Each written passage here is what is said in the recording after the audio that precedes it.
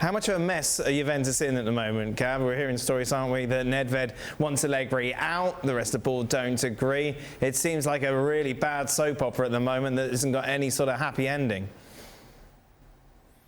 Well, look, the headline is that, you know, they gave Allegri an enormous contract and are paying him an enormous amount of money. And that's why they're not in a position to make that change to go and take that hit. If things get really bad or things get worse, and especially I think they're standing in the table, gets really bad and it's a couple months down the road and they're in danger of not making the top four, then maybe you revisit it.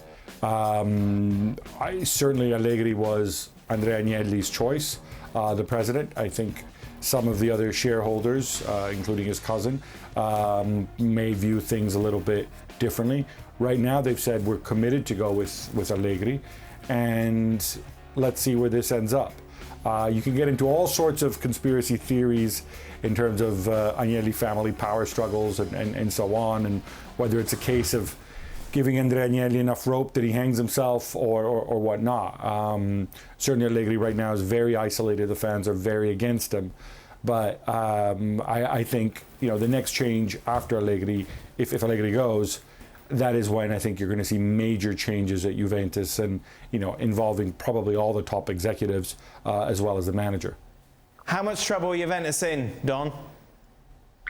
Massive trouble, Dan. They lost against Monza, and you saw by that graphic there, there's, I think it was 4 defeats, I think, in 3 draws, or the other way round. I mean, the football's not great neither. I mean, you know, I'll go back to a game, and I'm sure Gab watched it. It was against Sampdoria last month, and I was doing the game, and it was a really boring game, and I got to half-time, and I asked the stats guy to tell me some stats on how many touches Vlahovic has had, because they couldn't get him the ball. They were too passive. There was sideways passing. It was pedestrian. It wasn't a good game.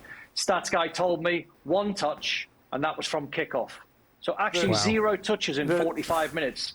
The football's poor, and I was waiting for the result and the performance to come through while I was at work. And you see the Monza loss. Then I'm on the next game in a couple of weeks' time where I think it might be Bologna. If they don't win that one, he's in serious trouble. I mean, Gab can correct me if I'm wrong, but I don't think Agnelli sacked anyone halfway or midway through a season. I think he gives a manager the sort of full term, if you like, but they can't keep losing games. And they can't lose to teams like Monza and draw against Salernitana. That can't keep happening if you're Juve. Last word on this, Gab? No, and I think you can't have this messaging coming from Allegri where, you know, he comes out and he says, well, but, you know, we played well. And, you know, his big alibi, and he came up with this, is that we've had so many injuries. Now, it's true that they've had a lot of injuries, but, you know, the people he means, who he says would have been the backbone of his squad, in addition to Vlahovic, you're talking Di Maria and Chiesa up front. Now, Di Maria is on a short-term contract and is 34 years old. Chiesa, we knew wasn't going to be back before 2023. And in midfield, you know, his big successful trio was going to be Pogba, another one who's injured. We're not going to see him play for Juve anyway until 2023. Paredes, who, you know, only joined at, you know, in the final hours of the transfer window.